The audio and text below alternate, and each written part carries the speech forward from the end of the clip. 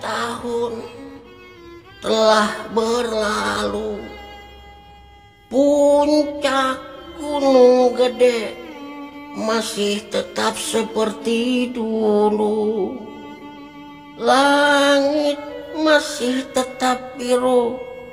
Bulan dan matahari masih berpandangan jauh dan rindu.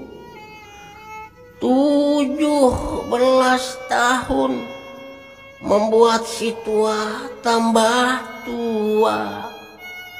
17 tahun membuat seorang orok menjadi pemuda gagah.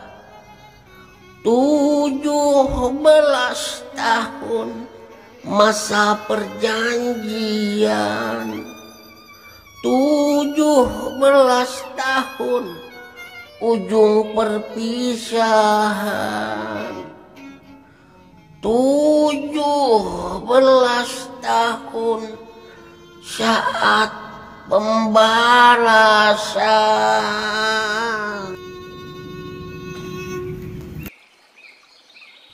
Selama diam di puncak Gunung Gede itu bersama gurunya, walau bagaimanapun miring otak sang guru, namun baru hari itulah Wiro Saksana melihat dan mendengar Eyang Sintogendeng menyanyi. Kata-kata dalam nyanyian itu entah mengapa membuat Wiro jadi berdebar. Apakah maksud kata-kata nyanyian itu? Perasaan yang bagaimanakah yang tengah dicetuskan oleh gurunya? Karena Wiro melihat nenek-nenek itu menyanyi dengan penuh perasaan, dengan mata memandang jauh ke muka. 17 tahun membuat aku si tua bangka tambah tua. Kata-kata ini jelas ditujukan ke diri gurunya sendiri.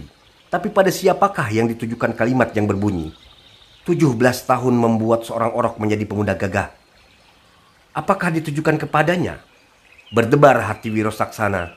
Kemudian kalimat-kalimat 17 tahun ujung perpisahan serta 17 tahun saat pembalasan. Apakah arti semua itu? Ketika Wiro Saksana memandang ke atas, pada saat itu pula Eyang Sintogendeng melihat ke bawah. Dan mata yang tajam dari Wiro Saksana meskipun cuma sekilas, namun masih dapat melihat pantulan air muka serta cahaya mata gurunya yang lain dari biasanya. Air muka itu, sinar mata itu menyembunyikan satu perasaan sedih. Perasaan apakah yang menyemaki hati sang guru sebenarnya?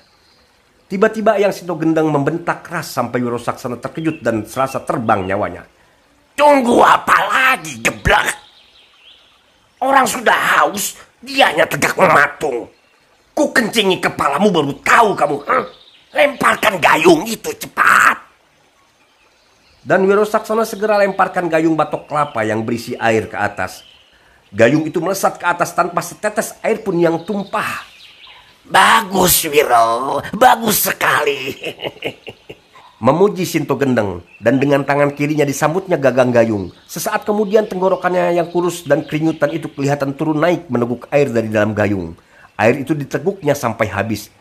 Terima ini. Terima gayung ini kembali, Wiro. Gayung melesat ke bawah. Wiro Saksana ulurkan tangan untuk menyambut. Tapi detik itu pula di atas pohon gurunya kelihatan menggerakkan tangan kanannya. Angin deras mendorong kepala gayung, membuat gayung yang hendak disambut Wiro Saksana itu mencelat ke samping dan menyerang dadanya. Gila betul, bentak si pemuda. Cepat-cepat dia palangkan lengannya di muka dada. Gayung dan lengan beradu. Gayung pecah berantakan ke tanah. Gagangnya patah dua. Pada saat itulah Sintogendeng melayang turun ke bawah. Kedua kakinya menjejak tanah tanpa suara dan tanpa meninggalkan bekas sedikit pun.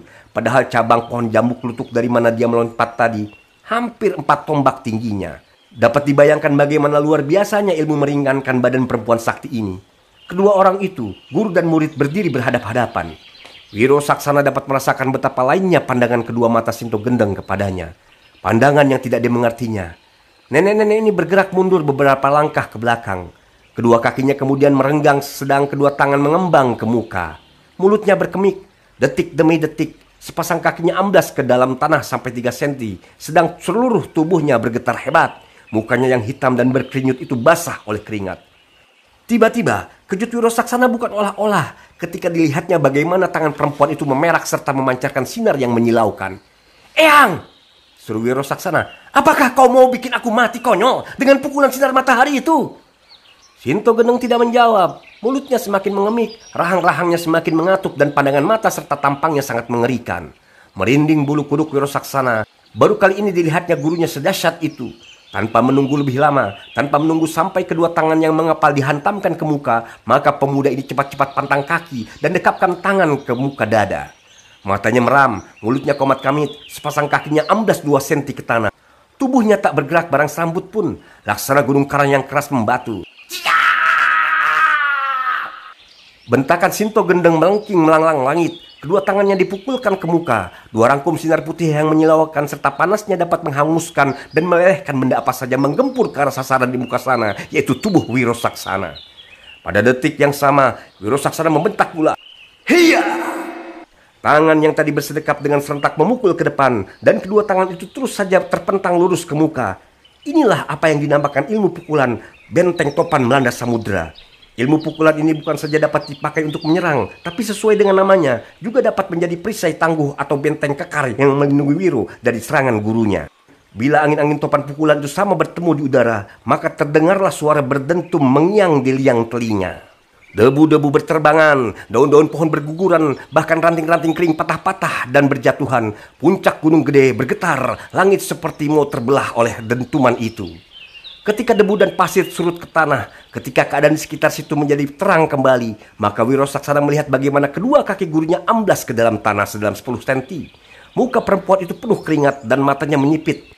Namun, bila ditelitinya pula keadaan dirinya, maka didapatinya kedua kakinya tenggelam ke dalam tanah sampai sebatas betis.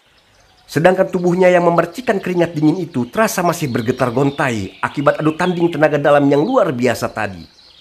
Bagus, Wiro. Bagus sekali. Terdengar Eyang Sinto Gendeng meski memuji, namun dari mukanya bukan menunjukkan kegembiraan. Sebaliknya, muka yang berkerut-kerut itu masih memancarkan kengerian. Sekarang sambut pukul angin es ini, Wiro. Dan habis berkata begitu, Sinto Gendeng angkat tinggi-tinggi kedua tangannya dengan telapak membuka lebar menghadap ke arah muridnya. Matanya kembali terpejam. Wiro menunggu dengan badan tiada bergerak. Udara mendadak menjadi sangat sejuk.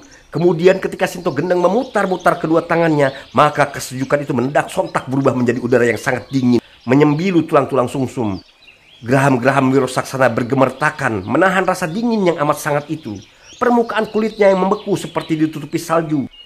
Tanah yang dipijaknya laksana pedataran air. 1 menit saja hal itu berlangsung lebih lama, pastilah tubuh pemuda ini menjadi beku membatu. Inilah kehebatan ilmu kesaktian yang bernama angin es itu.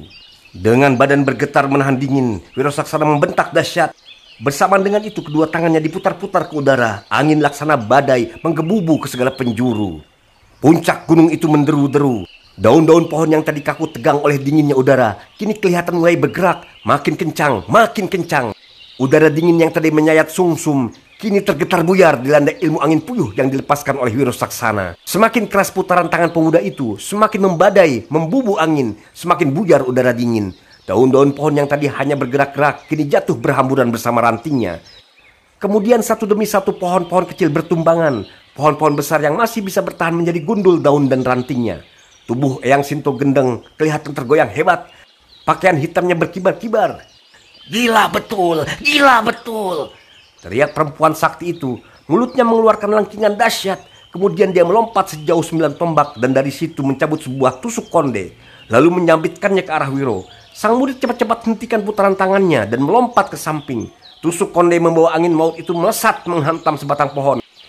Pohon itu tumbang dengan batang pecah berkeping-keping. Udara dingin lenyap, angin yang memuyuh juga lenyap, dan suasana kembali seperti sedia kala. Ketika Wiro memandang ke muka, dilihatnya gurunya berdiri memegang sebentuk kapak yang aneh sekali. Belum lagi dia sempat meneliti lebih lama benda itu. Eyang Sinto Gendeng ajukan pertanyaan. Kau lihat senjata di tanganku ini, Wiro? Kau lihat? Sang murid mengangguk dan matanya tetap lekat ke kapak aneh di tangan gurunya. Kali ini kau tak akan sanggup lagi berkelit dari seranganku, Wiro. Eyang Sinto, apakah kau sudah gila hendak membunuh muridmu sendiri? Perempuan itu tertawa mengikik.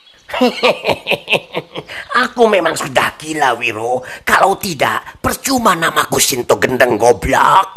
Kau yang tidak tahu artinya genteng. Wiro memandang dengan waspada. Matanya kembali meneliti kapak aneh di tangan gurunya. Kapak itu bermata 2 dan besarnya hampir sebesar batu bata. Gagangnya putih bersih, mungkin terbuat dari gading menurut taksiran Wiro. Pada batang kapak yang besar hampir sebesar lengan itu, kelihatan 6 buah lubang-lubang kecil.